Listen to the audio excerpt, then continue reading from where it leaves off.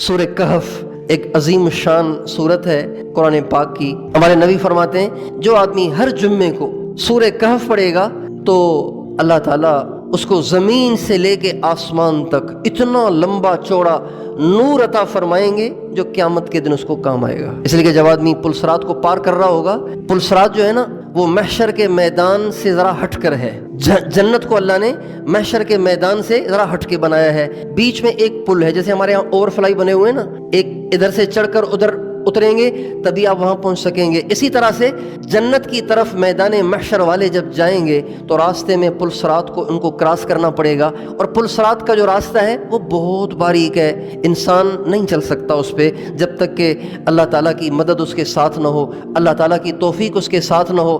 फिर उस पुलसरात के नीचे, हमारे यहाँ तो उस पुल के नीचे सड़क है, गिरेगा तो सड़क पे गिरेगा, लेकिन वो जो पुल है उस पुल के नीचे जहन्नम की भड़कती हुई आग है, जो उससे गिर गया वो दोज़ख में चला जाएगा। अच्छा, एक तो रास्ता बारीक है, और फिर होगा भी अंधेरा, क्योंकि जहन्नम की आग भी सुर्ख नहीं है, जहन्नम की आग भी काली है। जहन्नम की आग काली है, ये दुनिया में समझ में नहीं आएगा, इसलिए कि दुनिया में जो आग होती है ना उसका प्रेशर इतना ज्यादा नहीं होता, थोड़ा प्रेशर होता है तो वो लाल होती है, और ज्यादा प्रेशर हो और ज्यादा प्रेशर हो और ज्यादा प्रेशर हो तो वो ज्यादा से ज्यादा नीली हो जाती है, हरी हो जाती है, ग्रीन हो जाती है। इससे ज्यादा दुनिया में आग को प्रेशर दे ही नहीं जा सकता।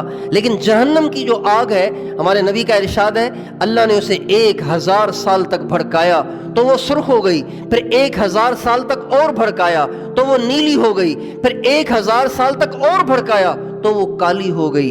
आज जहन्नम की आग काली है, इसलिए जहन्नम की आग चूंकि काली है तो उसकी रोशनी भी नहीं होगी। तो अब उस मौके पर हर मुसलमान को जिसने पुलसरात को पार करना होगा रोशनी की ज़रूरत होगी।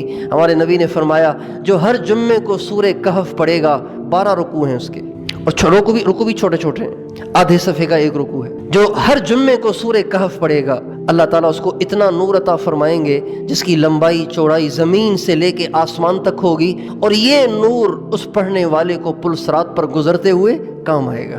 तो हमें सूरह कहफ पढ़नी चाहिए। और हमारे नबी ने यह भी इरशाद फरमाया जो जुम्मे के दिन सूरह कहफ पढ़ेगा, दज्जाल जब जाहिर होगा तो दज्जाल इसको काफिर नहीं बना सकता।